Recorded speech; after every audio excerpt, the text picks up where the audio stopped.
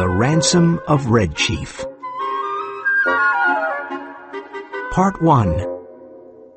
It looked like a good thing, but wait until I tell you. Bill Driscoll and I were in Alabama when he had the kidnapping idea. There is a town in Alabama called Summit. The inhabitants of the town were very normal people. Bill and I had about $600. We needed $2,000 more for our scheme in Illinois. We discussed everything in front of our hotel. Summit is the best place for kidnapping, I said. Parents love their children in small towns. And Summit doesn't have an important newspaper with curious reporters, said Bill. You're right. Summit probably has only one lazy sheriff. It looks like the perfect place for kidnapping, I said. We chose our victim carefully. He was the only child of an important man named Ebenezer Dorset. Mr. Dorset was respectable and stingy. The kid was a boy of 10 with red hair. I'm sure Ebenezer Dorset will pay the ransom of $2,000 for his little boy, I said to Bill, but wait until I tell you. About 2 miles from Summit, there was a little mountain and a forest. We found a cave here. It was the perfect hiding place for us. We bought food and drink and put it in the cave. One evening, we passed by the Dorset's house with a horse and buggy. The kid was in the street. He was throwing stones at a little cat. "Hey, little boy!" cried Bill. The boy threw a stone at Bill's eye. "This will cost Mr. Dorset $500 more," said Bill angrily. The boy fought like a bear, but at last we put him in the buggy. We drove away quickly and took him to the cave. That evening, I took the horse and buggy back to the village, and then I returned to the cave. When I arrived, there was a campfire at the entrance of the cave. Bill had some scratches on his face. The boy had 2 big feathers in his red hair and said, "Ha! This is the camp of Red Chief, the great Indian warrior." "He's all right now," said Bill. He was examining some scratches on his legs. "We're playing Indians. I'm a hunter called Old Hank, and I'm Red Chief's prisoner. He's going to scalp me early tomorrow morning." The boy was having a lot of fun. He forgot he was our prisoner because he loved camping out in the cave. He looked at me and said, "Your name is now Snake Eye. You're a spy. When the Indians return, they will cook you on the fire." We had dinner, and the kid ate a lot and talked a lot. "I like this place. I never camped out before. I hate school. Are there any real Indians in the forest? I want some more food. What makes your nose so red, Hank? My father has lots of money. Are the stars hot? I don't like girls. Why are oranges round? Are there any beds in this cave? A parrot can talk, but a fish can't." The kid had a very loud voice, and he scared Bill. "Red Chief," I said, "do you want to go home?" "Why?" he asked. "I don't have fun at home. I hate school. I like to camp out. Please, don't take me home." "All right," I said. "We'll stay here in the cave for a while." "Oh, good," he said. "I never had so much fun in all my life." We went to bed at about 11 o'clock. Red Chief was between us. We couldn't sleep for 3 hours because he jumped up and down and screamed. He was still playing Red Chief. At last I fell asleep, but I had bad dreams. I woke up because Bill was screaming like a frightened woman. It was terrible to hear a big, strong, fat man scream in that way. I jumped up, and what did I see? Red Chief was sitting on Bill. He was pulling Bill's hair with one hand. In the other hand, he had a knife. He was trying to take Bill's scalp.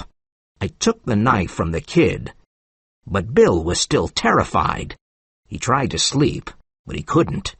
I slept a little, but then I remembered something. Red Chief wanted to cook me on the fire that morning. "Sam, Do you think the kid's father will pay money for the little devil? Sure, I said. Parents love noisy little devils. Now you cook breakfast, and I'll come back in a few minutes. I walked to the top of the little mountain and looked down. The town of Summit was quiet. No one was looking for the kid or the kidnappers. I expected to see the men of the village running about with pitchforks, but everything was silent. I only saw one man working quietly in the country with his horse.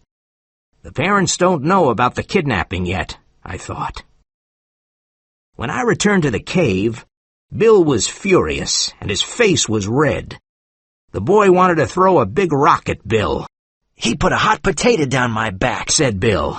And I hit him. Be careful, said the kid to Bill.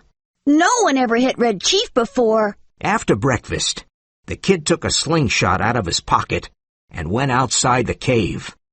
Do you think he'll run away, Sam? Asked Bill. No, he won't. Today we have to send a message to his father. We must ask him for the ransom money. Just then we heard a loud cry. Red Chief was playing with the slingshot. Suddenly a rock hit Bill behind his left ear. He fell in the fire across a pot of hot water. I pulled him up and poured cold water on his head for half an hour. When Bill could finally speak, he said, Don't go away and leave me alone with the kid, please. I went outside the cave and said angrily, If you don't behave, I'll take you home. Now, are you gonna be good? I was only playing, he said sadly. I didn't want to hurt old Hank, but why did he hit me? I'll behave, Snake Eye, but please don't send me home. Can I play Black Scout today? I don't know the game, I said. You and Bill can decide. I'm going away for a while. Now, come in and apologize to Bill. We went into the cave, and the kid apologized. Then I spoke to Bill. Today I'm going to Poplar Cove to send a letter to Mr. Dorset. I'm asking for the ransom money. You know, Sam, in the past we did many dangerous things together. I was with you during earthquakes, fires, floods, cyclones, train robberies, and police raids. And I was never afraid of anyone or anything. But now, I'm afraid of this kid. So come back soon. I'll come back this afternoon. Now, let's write this letter.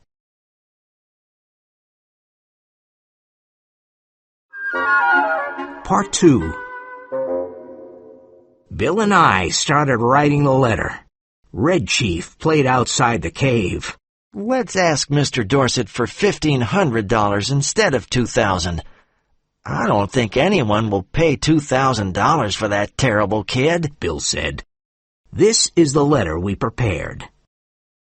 Dear Mr. Dorset, we have your son. He is far from Summit. Don't try to find him.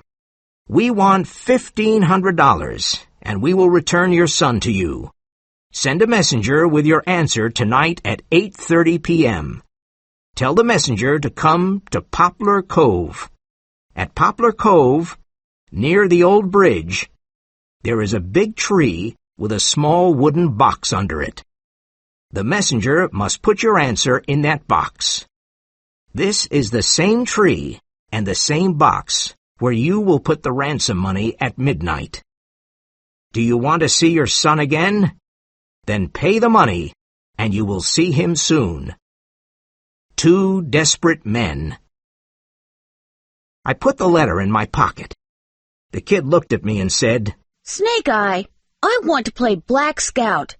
You can play Black Scout now. Bill will play with you. What's the game like? I'm the Black Scout. I have to ride to the fort to help the pioneers, said the kid. All right, I said. I think Bill will play with you. What must I do? Asked Bill. You're the horse, said the Black Scout. Get down on your hands and knees. I must ride to the fort. Bill got down on his hands and knees. He was scared. How far is it to the fort? He asked. 90 miles, said the Black Scout. And you must gallop fast. because the pioneers are in danger. The Black Scout jumped on Bill's back and started kicking him. Please, Sam, come back soon, Bill said. Listen, kid, don't kick me or I'll... I went to Poplar Cove and talked to some people at the post office.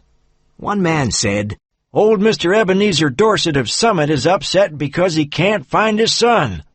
The boy's probably lost or kidnapped. That was all I wanted to know. I mailed my letter and asked, when is the mailman taking the mail to Summit? In an hour, said a man at the post office. When I returned to the cave, there was no one. I looked around, but I couldn't find the kid or Bill. So I sat down and waited. After half an hour, I heard a noise behind me. I saw Bill. The kid was behind him. He was walking silently like a scout, and he had a big smile on his face.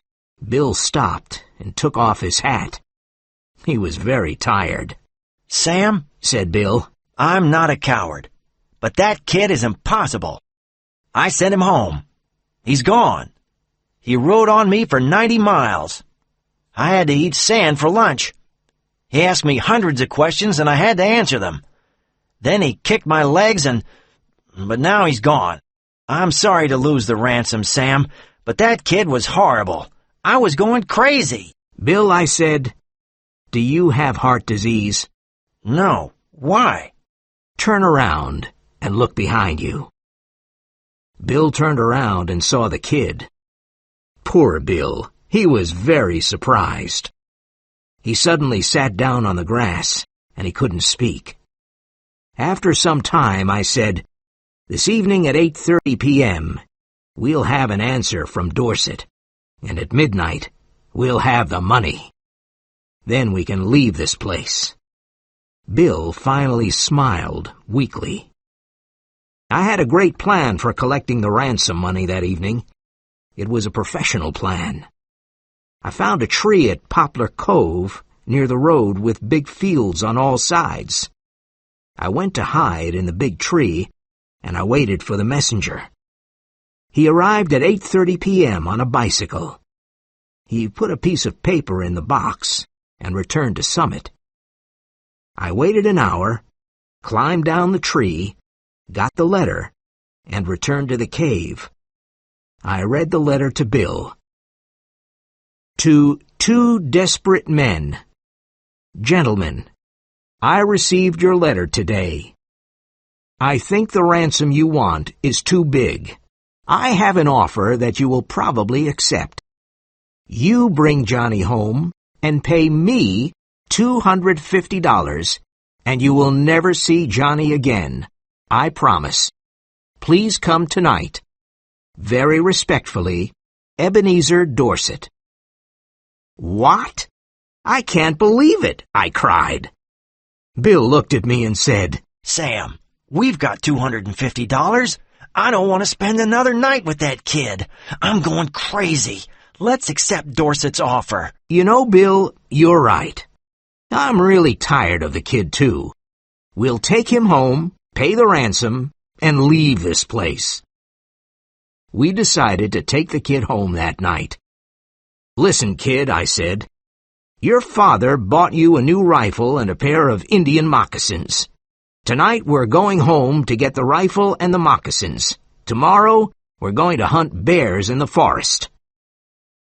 It was midnight when we arrived at Ebenezer's house. Bill gave him the $250.